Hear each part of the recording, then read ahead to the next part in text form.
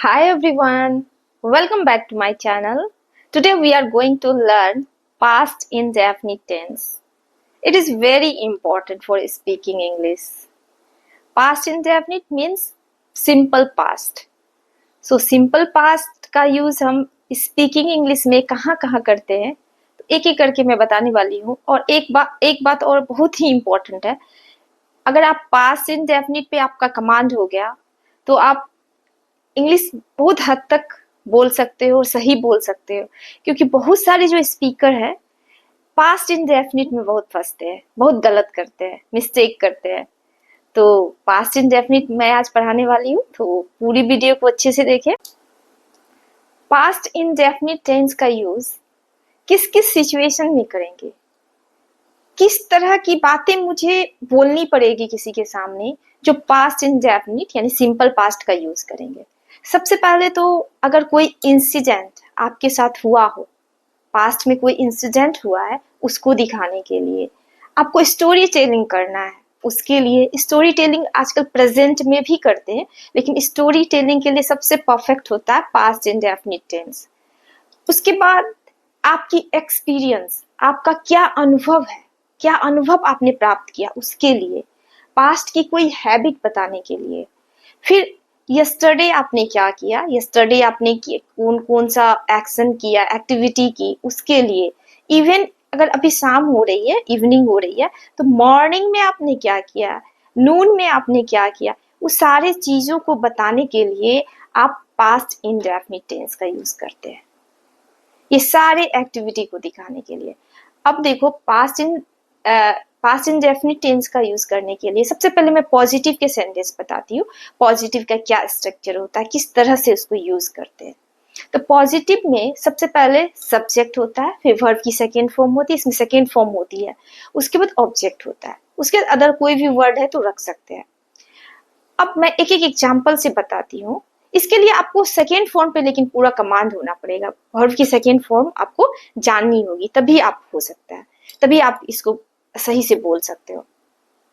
जैसे मान लो मैं एक सेंटेंस लेती हूँ, मैंने कल एक मूवी देखी। मैंने कल एक मूवी देखी, कैसे बोलेंगे इसको? देखना यहाँ वर्ब है, देखने की यहाँ सेकेंड फॉर्म क्या होगी? यहाँ पर मूवी देखने की बात चल रही है तो वॉच होता है, तो वॉच की सेकेंड फॉर्म वॉच्ड होती है। तो क्या बोले? I watched a movie yesterday. I watched a movie yesterday. एक और सेंटेंस लेते हैं, मैं कल मार्केट गया, कुछ काम था उसके वजह से मैंने कल मार्केट गया। I went to the market yesterday. I went to the market yesterday. उसने पार्टी में एक गाना गाया, यानी कल की बात है कि उसने कल पार्टी में एक गाना गाया। She sang a song in the party. She sang a song in the party. मैं लास्ट सप्ते यानी कि बीते हुए सप्ताह में उससे मिला। I met him last week. I met him last week. उसने मुझे कल रात बुलाया। उसने मुझे कल रात बुलाया। She called me last night. She called me last night.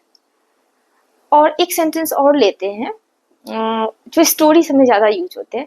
जैसे वो अमीर हो गया और खुशी पूर्वक रहने लगा, या खुश हो गया, अमीर हो गया और खुश हो गया। He became rich and lived happily. He became rich and lived happily. इस तरह से यूज करते हैं। ये पॉजिटिव सेंटेंस हो गए।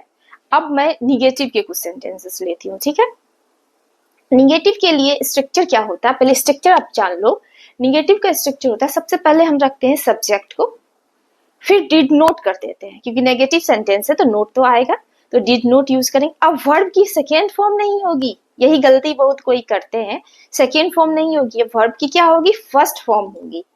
एंड निगेटिव में और इंट्रोगेटिव भी जब मैं पढ़ाऊंगी, दोनों में वर्ब की फर्स्ट फॉर्म यूज होती है। तो फर्स्ट वर्ब की फर्स्ट फॉर्म और फिर उसके बाद क्या रखते हैं? ऑब्जेक्ट को रखते हैं। अब कुछ सेंटेंसेस से मैं बताती हूँ तो आपका और भी क्लियर हो जाएगा। जैसे उसने मुझे कल गाली नहीं दी। He did not abuse me. Abused नहीं, He did not abuse me. उसने कल मुझसे अच्छे से बात नहीं की। She did not talk to me properly. She did not talk to me properly.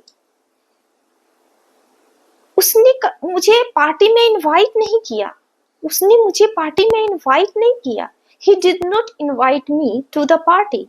He did not invite me to the party. ये अगर शॉर्ट में बोलना है did not को तो didn't बोल सकते हैं या didn't बोल सकते हैं, ये आपकी मर्जी है, आपको जैसे बोलना है। जैसे he didn't invite me to the party, ऐसे बोल सकते हैं। और भी एक एग्जांपल लेते हैं। मैंने उसे पैसे नहीं दिए। I did not give him money. I did not give him money. इस तरह से हो गया। उसने अच्छे से बिहेव नहीं किया। उसने अच्छे से बिहेव मतलब व्यवहार नहीं किया अच्छे से। He did not behave properly. He did not behave properly. तुमने मेरी बात अच्छे से नहीं सुनी। You did not listen to me properly. You did not listen to me properly.